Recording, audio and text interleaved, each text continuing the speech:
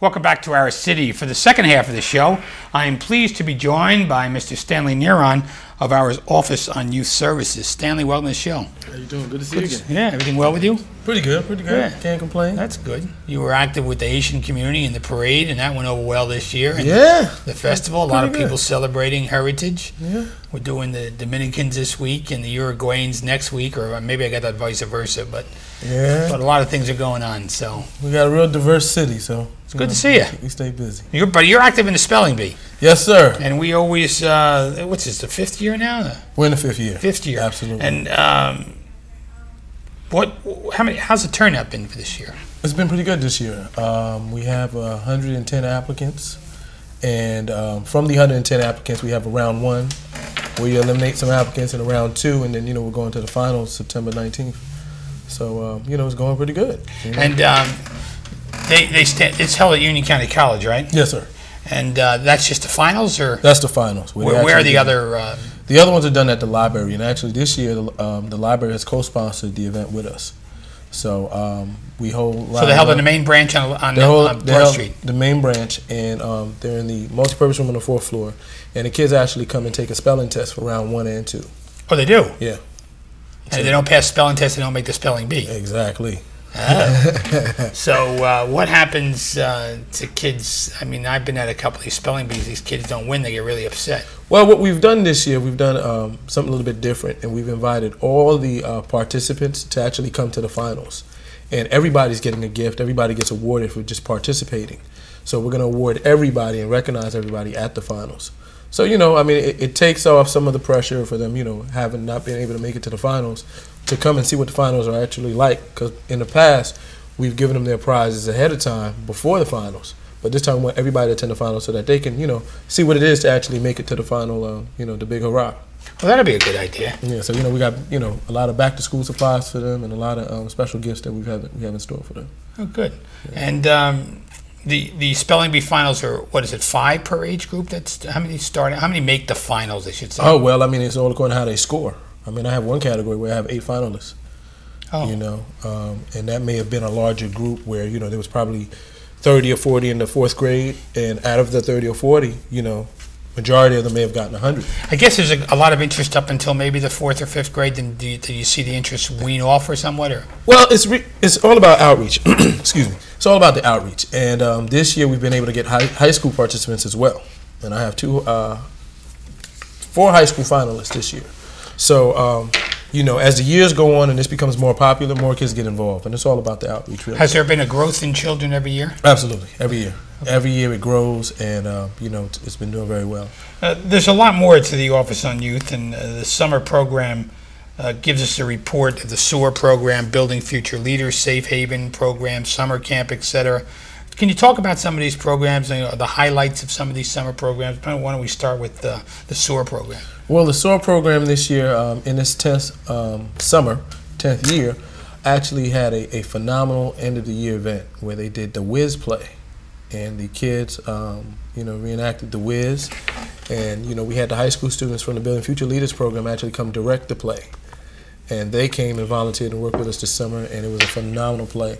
That was one of the biggest highlights. Families came out, and, it was a big production, mini off-Broadway type production. And with the Building Future Leaders program, we were actually... Well, who played some of the leads in the Whiz? In the Whiz? Oh, now you put me on the spot. Oh, yeah, I forgot their names already.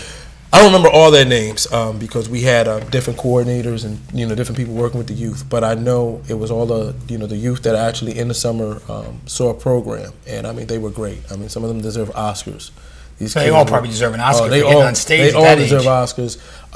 They were just phenomenal. The high school did the same production in the spring. It took them about 6 months to put their production together. It took the SOAR program 6 weeks.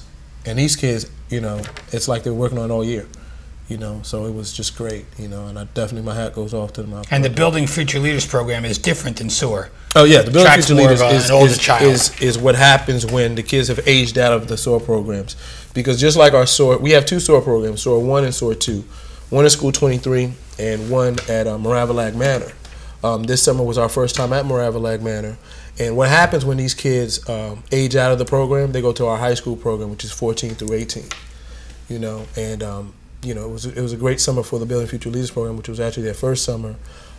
They worked with homeless youth at St. Joe's. They were working on the television show that they finished up. Yeah, I got a kick out of them. I mean, I'd watch them at home, and they talked about issues that are important to the young people. And I hope we're going to do that again next year. Yeah, we are. We're getting geared up for it. They're ready. We got writers and, the people that's going to be directing, they're ready to go. So, that's something we're looking forward to in the fall. And the kids that left, will any of them be coming back to the summer, the TV program, or they kind of moved on to college or Well, some of them have workplace? moved on to colleges. A lot of them that have gone local, like to Rutgers or Kane or Union County, will be coming back. And they want to come back and help out and help some of the, their friends that they've left behind, and they want to sort of plant seeds so that they can keep it going, because they took ownership of the program. And the Safe Haven program. The Safe Haven program, they had a very good summer. They just finished doing their family day picnic, and where we closed out the summer program, and that was a great event where the families came out and the youth, and the kids did their drills, and they had a big old party. So it was real good. Now the kids that are in these programs, these kids are probably understand the difference between trouble and staying in these programs, correct? I mean, Yes. It's a great way to give kids an opportunity during the summer. We must service hundreds of kids during these programs. We service, I would say, over the course of the year, over 1,000 youth that we actually reach out to and that we actually get a chance to service. We've definitely seen the growth and the effects that these programs have, because having a SOAR program and then having a Safe Haven program and then a Building Future Leaders program, you're able to monitor their growth from ages 6 through 18. And what happens is you stay with them along the way. And before the Building Future Leaders program came in place, we were still able to do that even after they aged out of the SOAR program, because they would stay in contact with us. They would come back and they would participate in what we have our intern program. And our intern program is where we bring the kids who are 14 through about 17. They come back and they volunteer at the different youth programs that we have. And they stay in touch with us. We mentor them. We help them get into college. We help them with job readiness. So it's a great opportunity, and they get a chance to understand that they're different from the others because they get they have a resource and a network pool that they can come back to if they need help, if they're having trouble, if they're getting involved in negative activity. They know that, okay, let me fall back, let me go back to my roots and really just go to that positive environment that helped me get this far in life.